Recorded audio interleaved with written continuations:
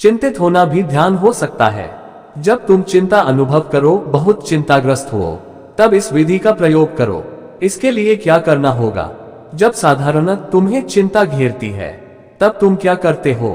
सामान्यतः क्या करते हो? तुम उसका हल ढूंढते हो, तुम उसके उपाय ढूंढते हो, लेकिन ऐसा करके तुम और भी चिंताग्रस्त हो जाते हो, तुम उपद्रव को बढ़ा लेते हो। क्योंकि विचार से चिंता का समाधान नहीं हो सकता, विचार के द्वारा उसका विसर्जन नहीं हो सकता। कारण यह है कि विचार खुद एक तरह की चिंता है। विचार करके दलदल और भी धंसते जाओगे। यह विधि कहती है कि चिंता के साथ कुछ मत करो, सिर्फ सजग हो, बस सावचेत रहो। मैं तुम्हें एक दूसरे जैन सद्गुरु बोकोजू के संबंध में एक पुरानी कहानी सुनाता हूँ। वो एक गुफा में अकेला रहता था, बिल्कुल अकेला, लेकिन दिन में या कभी कभी रात में भी वह जोरों से कहता था बोकोजू।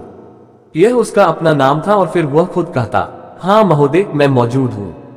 और वहां कोई दूसरा नहीं होता था। उसके शिष्य उससे पूछते थे, क्यों आप अपना ही नाम पुकारते हो और फिर खुद कहते हो, हाँ मौजूद हूँ। बोकोजू ने कहा, जब भी मैं विचार में डूबने लगता है तो मुझे सजग होना पड़ता है और इसीलिए मैं अपना नाम पुकारता है, बोकोजू। जिस क्षण मैं बोकोजू कहता हूँ और कहता हूँ कि हाँ महाशय, मैं मौजूद हूँ, उसी क्षण विचार चिंता विलीन हो जाती है। फिर अपने अंतिम दिनों में आखिरी 2-3 वर्षों में उसके कभी अपना नाम नहीं पुकारा और न ही यह कहा कि हाँ मैं मौजूद हूँ। तो शिष्यों ने पूछा, गुरुदेव अब आप ऐसा क्यों करते हैं? बोकोजू ने कहा, अब बोकोजू सदा मौजूद रहता है, वह सदा ही मौजूद है, इसलिए पुकारने की जरूरत रही।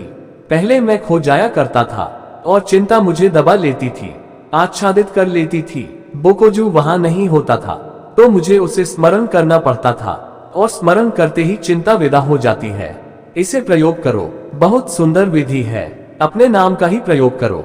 जब भी तुम्हें गहन चिंता पकड़े तो अपना ही नाम पुकारो, बोकोजू या और कुछ, लेकिन अपना ही नाम हो और फिर खुद ही कहो कि हाँ महोदय, मैं मौजूद हूँ। और तब देखो कि क्या फर्क है। चिंता नहीं रहेगी। कम से कम एक क्षण के लिए तुम्हें बादलों के पार की एक झलक मिलेगी और फिर वह झलक गहराई जा सकती है। तुम एक बार जान गए कि सजग होने पर चिंता नहीं रहती, विलीन हो जाती है, तो तुम स्वयं के संबंध में, अपनी आंतरिक व्यवस्था के संबंध में गहन बोध को उपलब्ध हो गए।